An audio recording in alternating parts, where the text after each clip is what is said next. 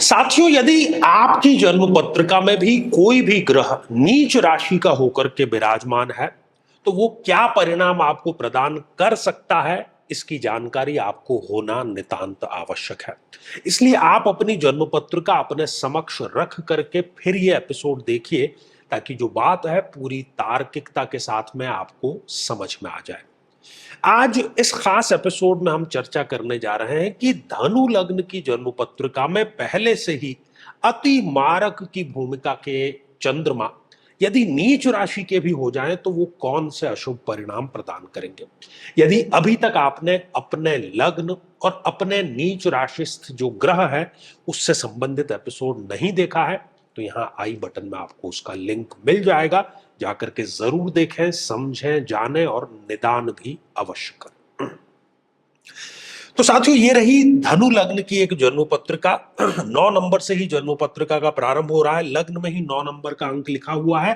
चंद्रमा इस जन्म पत्रिका में होते हैं अष्टमेश अर्थात अष्टम भाव, जो कि एक त्रिक भाव है, उसके लॉर्ड हैं।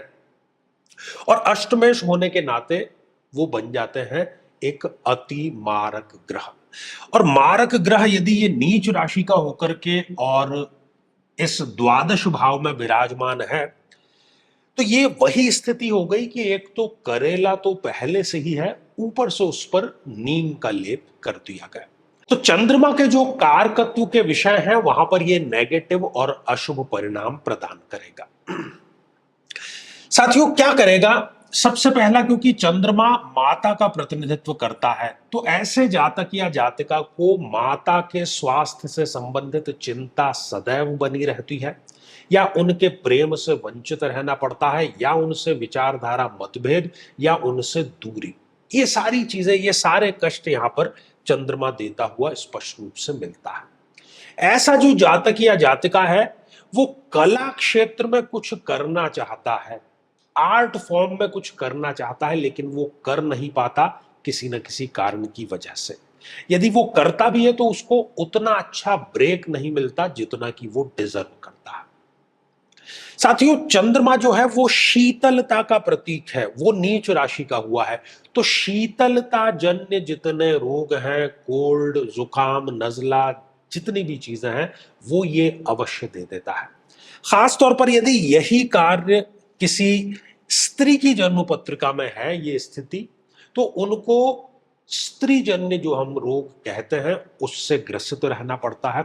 चंद्रमा मन का प्रतीक है। कहा भी गया है कि चंद्रमा मन सो जातक, जातक के मन का प्रतिनिधित्व करता है। तो मन के जितने रोग हैं, तनाव, डिप्रेशन, ओवर थिंकिंग, ये सारी की सारी स्थितियां यहां पर वो स्पष्ट रूप से अवश्य दे देता है। दमा और श्वसन तंत्र से संबंधित समस्या भी ये अवश्य दे देता है। साथियों, इस अष्टम भाव के लॉर्ड हैं, जैसा कि अभी हमने पहले आपको बताया, तो ससुराल पक्ष से व्यक्ति के संबंध कभी अच्छे नहीं रहते, सदैव 36 का आंकड़ा ही बना रहता है। 2 नंबर का यदि कोई कार्य किया है तो वो कार्य आसानी से व्यक्ति का पीछा छोड़ता नहीं है। सरकारी नौकरी में व्यक्ति यदि है तो वो विभागीय जांच का शिकार अवश्य हो जाता है।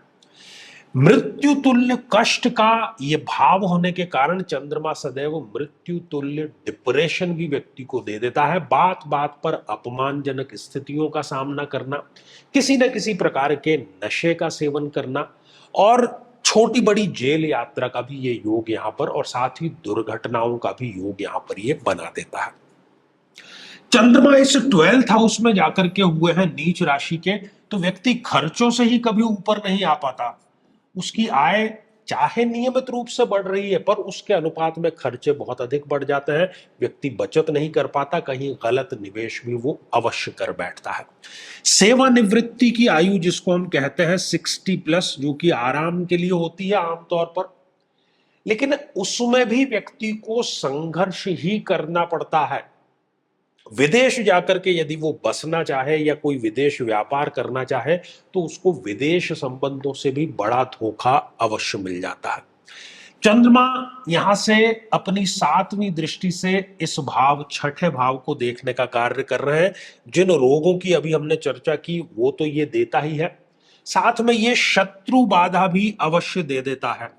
आप जिसका भला करेंगे वो ही सबसे पहले आपको टोपी पहनाने का, गाली देने का कार्य करेगा।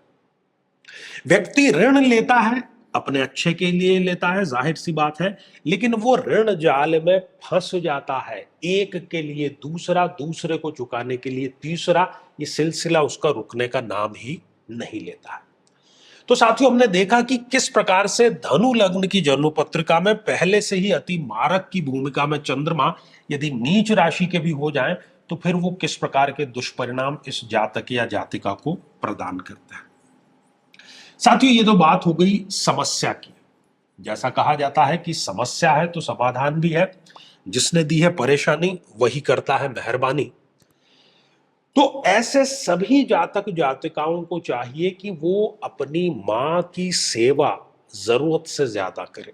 वैसे भी मां का कर्ज चुकाया नहीं जा सकता, कभी भी अपशब्दों का इस्तेमाल ना करें, इससे जो चंद्रमा है वो ठीक होगा। दूसरा, प्रति सोमवार को दूध से बने हुए पदार्थ, जिसको हम डेयरी आइटम कहते हैं, उसका दान अवश्य करें। और साथ ही जो महादशा चल रही है उसके लिए महादशा मंत्र साधना दीक्षा अवश्य प्राप्त करें। साथियों, श्रृंखला तो ये हमारी आगे भी जारी रहेगी। यदि आप भी चाहते हैं कि आपकी कुंडली का सूक्ष्म और वैज्ञानिक विश्लेषण हो तो आगामी समय में मैं स्वयं इन शहरों में उपस्थित रहूंगा। आप समय लेकर के मिल सकते हैं या फिर टेलीफोनिक या वीडियो कॉल के माध्यम से भी आप जुड़ सकते हैं। और यदि आप चाहते हैं कि आपके किसी एक प्रश्न का निःशुल्क मार्गदर्शन किया जाए, जो कि हमारे इसी चैनल पर हम प्रति शनिवार दोपहर 3 बजे खास लाइव कार्यक्रम लेकर के आते हैं, लेकिन उसमें अपने कमेंट को शामिल कराने के लिए आप हमारे इस वीडियो को हाइप कीजिए और उसका जो स्क्रीनशॉट है वो दिए गए व्हाट्सएप नंबर पर भेज दीजिए। तो इसी मंगल कामना के साथ में कि आप सभी स्वस्थ, समृद्ध और शांतिपूर्वक जीवन व्यतीत करें। नमस्कार। साथियों, कई वर्षों के जन्म पत्र का अध्ययन और लाखों कुंडलियों के अध्ययन के बाद हम ये कह सकते हैं कि यदि किसी की जन्म पत्रिका में मंगल पीड़ित है तो उसको इस ग्रह की महादशा में इन 9 लक्षणों का, इन 9 कष्टों का, पीड़ाओं का अवश्य सामना करना पड़ता है। शत्रु बाधा, अपने ही भाइयों से पीड़ा, साहस की कमी, बार बार दुर्घटनाएं होना, व्यक्ति का अत्यधिक क्रोधित होना, रक्त अर्थात ब्लड में किसी न किसी प्रकार का विकार होना, किसी बीमारी में ऑपरेशन तक की नौबत आ जाना, या किसी बीमारी का बढ़ करके कैंसर का रूप धारण कर लेना, और बड़ी चीज कि शादी योग्य उम्र होते हुए भी व्यक्ति का विवाह ठीक समय पर संपन्न नहीं हो पाता। लेकिन साथियों, यदि आप भी इन सभी कष्टों से स्थायी और सटीक मुक्ति प्राप्त करना चाहते हैं तो उसका तरीका है इस ग्रह की महादशा मंत्र साधना दीक्षा, जो विशेष रूप से आपके नाम, आपकी जन्मतिथि के अकॉर्डिंग की जाएगी। और गुरु दीक्षा के माध्यम से अभिमंत्रित माला भी आपको प्रदान की जाएगी, ताकि न केवल ये सारे कष्ट दूर हों बल्कि ये पूरी की पूरी महादशा आपके लिए शांतिदायक और सुख समृद्धिदायक साबित हो।